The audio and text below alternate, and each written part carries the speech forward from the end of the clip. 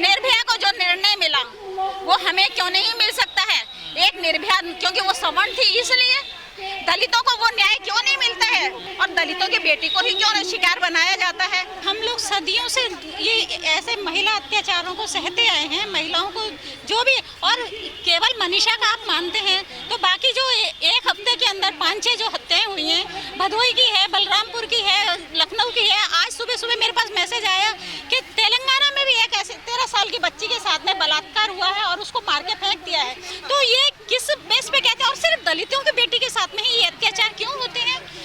बाकी दूसरे सवर्ण समाज की महिलाएं हैं तो क्या वो महिलाएं हैं उनके साथ में ये रैप, हत्याकांड या इनको एजुकेशन से अलग रखना या इनके ऊपर शोषण करना या इन्हें रोजगार खत्म करना या इनके खाने पीने के साधन खत्म करना, ये केवल एक वर्ग के साथ ही क्यों होता है? सरकार तो कुछ भी लिखेगी ना, लेकिन संविधान जो बना है, संविधान के द्वारा हमें अधिकार नहीं मिल रहे हैं। संविधान भी बना है, बेटियों को अधिकार दिए जा रहे हैं, तो वो अधिकार क्यों नहीं मिल रहे हैं? जब संविधान हमें अधिकार देता है, समाज क्यों नहीं देता है? सरकार क्यों नहीं देती है वो अधिकार हमें? बेटियों को समानता क्यों नहीं देती है? संसाधनों में बराबर का हक क्यों नहीं मिलता है बेटियों को? तो हमें अधिकार लेने हैं, अपने समाज से लेने हैं, परिवार से लेने हैं, सरकार से लेने हैं। हमें बाबा साहब के संविधान को बचाना है जो हमें समानता का अधिकार दिलाता है। बाकी और सवर्ण की भी तो बेटियां हैं, 15% सवर्ण है जो सत्ता पर राज कर रहे हैं। हमारी बेटियों को क्यों निशान? क्योंकि वो कमजोर हैं, क्योंकि वो सामाजिक रूप से कमजोर हैं, क्योंकि वो आर्थिक रूप से कमजोर हैं, क्योंकि वो राजनीतिक रूप से कमजोर हैं, इसलिए उनकी बेटियों को शिकार बनाया जाता है। तो हमारी लड़ाई अपने अधिकारों के लिए है, हमारी लड़ाई अपने जो बाबा साहब ने संविधान बनाया है उसके लिए है।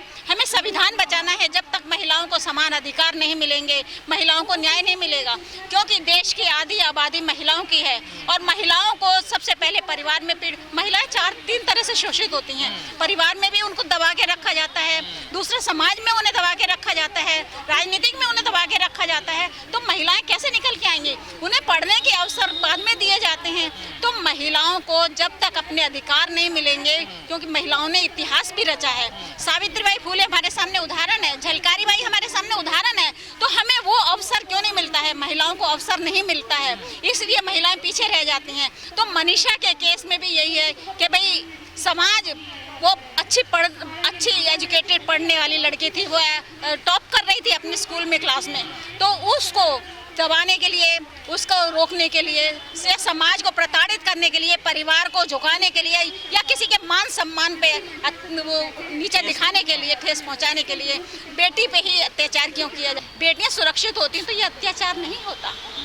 बेटियां सुरक्षित नहीं हैं तो ही ये अत्याचार हो रहे हैं, बलात्कार हो रहे हैं। समाज को दबाने के लिए, परिवार को दबाने के लिए, उनका सम्मान, मोरल डाउन करने के लिए बेटियों के साथ में अत्याचार किया जाता है।